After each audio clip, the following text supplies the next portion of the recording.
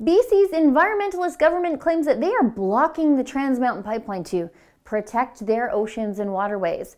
Today, I'm going to show you 3 ways they are complete raging hypocrites.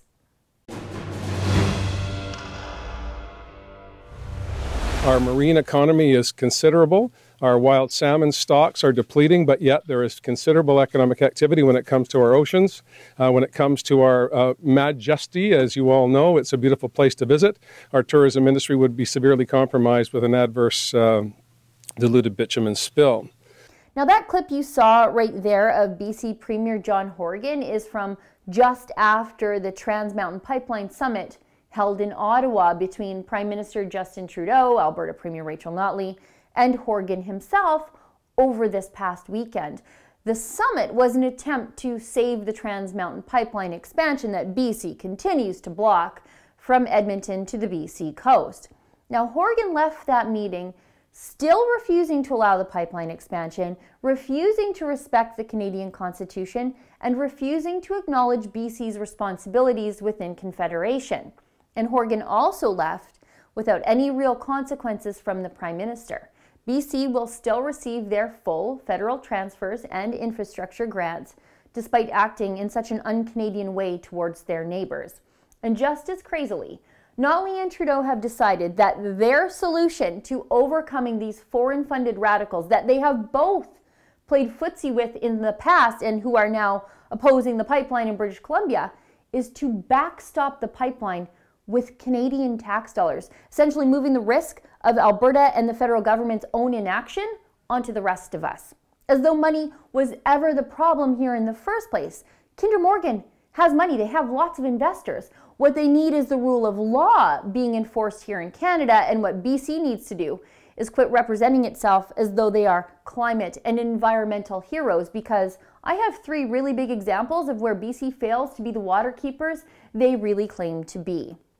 Now, the first example is that despite preening and behaving as though they are climate change evangelizers to the rest of us climate-denying barbarians, the city of Vancouver is North America's largest exporter of coal. According to a report in the National Post, BC exported 36.8 million tons of coal in 2017, way more than Norfolk, Virginia, the busiest coal port in the United States and deep in the heart of coal country. In fact, Vancouver's coal exports alone are larger than the total coal production of the entire country of Mexico.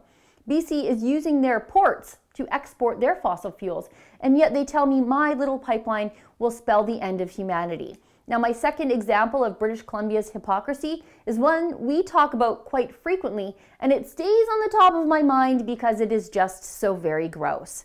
According to a report in the Toronto Star, British Columbia is responsible for almost 40% of all the untreated sewage that flowed into Canada's waterways and oceans in 2016. In 2016, BC dumped over 45 million cubic meters of raw sewage into their oceans and waterways. Now, last month, BC had 4 people contract cholera on Vancouver Island after eating herring eggs. Now, cholera is usually contracted from bacteria in food and water sources infected with fecal matter.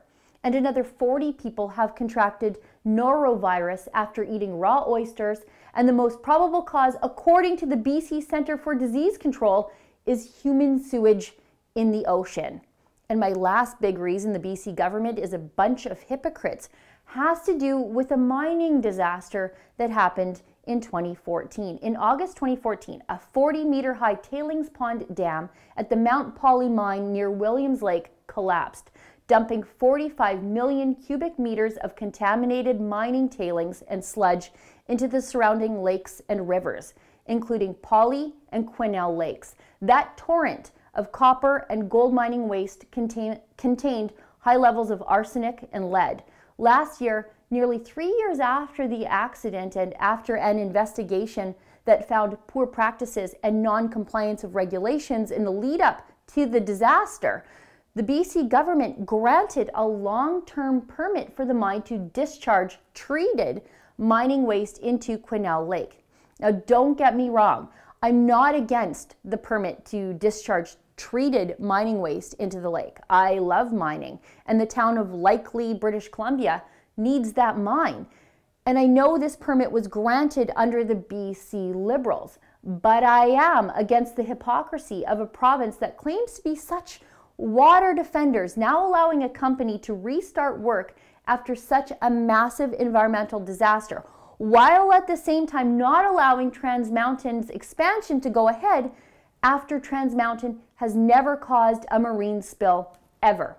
At the same time, when an act of nature and a failure of boom cannons designed to frighten waterfowl away from a Syncrude tailings pond led to the deaths of 1,600 ducks in 2008 in Alberta, Syncrude paid a $3 million fine, the largest environmental penalty in Alberta history. And environmentalists continue to not shut up about that incident 10 full years later. But back in BC, Imperial Metals were never charged for violating regulations, and no fines were ever issued to them, because in environmentalist British Columbia at the time, BC's mining laws did not allow for administrative penalties, as in BC's regulations were not as strict as Alberta's. So I think BC can stop telling us that they are concerned about protecting the water. Or, you know what, here's a better idea. Trudeau can stop buying that stupid excuse to block Canadian oil and gas.